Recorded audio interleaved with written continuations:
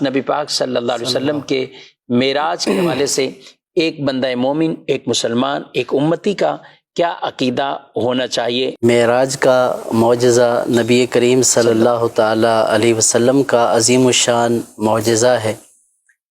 یہ ایک معجزہ نہیں ہے بلکہ اس معجزے کے اندر بے شمار معجزات ہیں۔ سبحان اللہ۔ اور اس معجزے میں نبی کریم صلی اللہ تعالی علیہ وسلم کو جو عظمت، شان، بلندی، رفعت عطا کی گئی ہے، ایسی شان آپ سے پہلے کسی بھی نبی کو عطا نہیں کی گئی۔ سبحان اللہ۔ معراج کا جو واقعہ ہے یہ 27 رجب المرجب کو پیر شریف کی سہانی رات، اور یہ بعثت کا 11واں سال تھا۔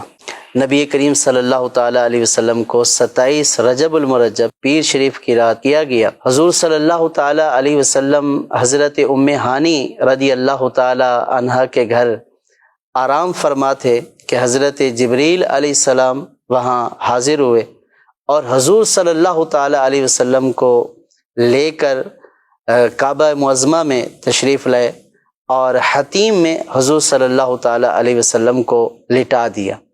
حضور صلی اللہ تعالی علیہ وسلم ابھی اسی طرح نیند ہی کے عالم میں تھے، اونگ کے عالم میں تھے کہ آپ صلی اللہ تعالی علیہ وسلم کا سینہ مبارک کا شق کیا گیا، جسے شق صدر کہا جاتا ہے، اور حضور صلی اللہ تعالی علیہ وسلم کا مبارک پاکیزہ دل باہر نکالا گیا، سبحان اللہ، اور اس کو آب زمزم سے ایک نورانی تشت لایا گیا اور آب زمزم سے اس کو غسل دیا گیا، اور وہ جو نورانی تشت تھا وہ انوار و حکم سے بھرا ہوا نورانی تشت تھا، اور اس کو نبی کریم صلی اللہ تعالی علیہ وسلم کے سینہ مبارک میں انڈیل دیا گیا۔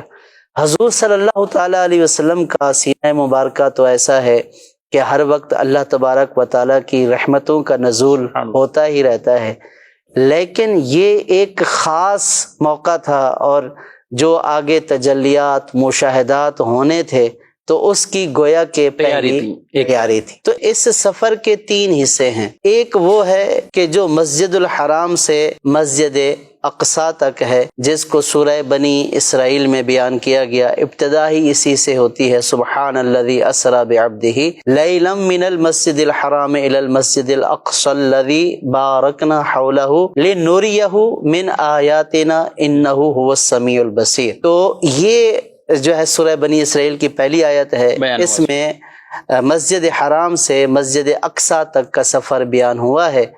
تو علماء نے فرمایا کہ یہ جو سفر ہے یہ قرآن پاک کی اس آیت سے ثابت ہے، اگر کوئی اس کا انکار کرتا ہے تو اس کا انکار کرنے والا کافر ہے، کیونکہ وہ نص قرآنی کا انکار کرنے والا ہے۔ اور یہ تو واضح قرآن پاک میں بیان ہوا۔ اور اس کے بعد جو سفر کا دوسرا مرحلہ ہے وہ مسجد اقصیٰ سے لے کر اوپر آسمانوں تک، 7 آسمانوں کی سیر اور پھر اس سے اوپر جانا۔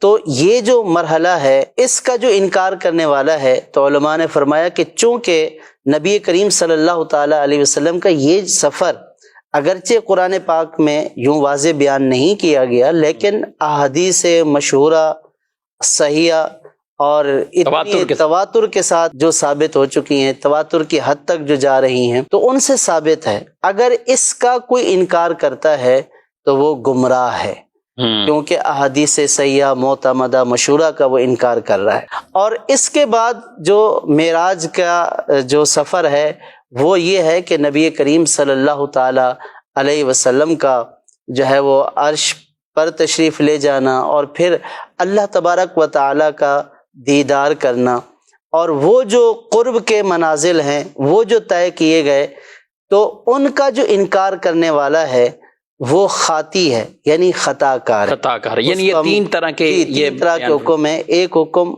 یہ ہے کہ انکار کفر ہے، وہ ہے مسجد حرام سے مسجد اقصیٰ، پھر مسجد اقصیٰ سے آسمانوں تک کا سفر، اس کا انکار کرنے والا گمراہ ہے، اور جو تیسرا حصہ ہے، پارٹ ہے اس معراج کا، اس کا انکار کرنے والا خطا کار ہے۔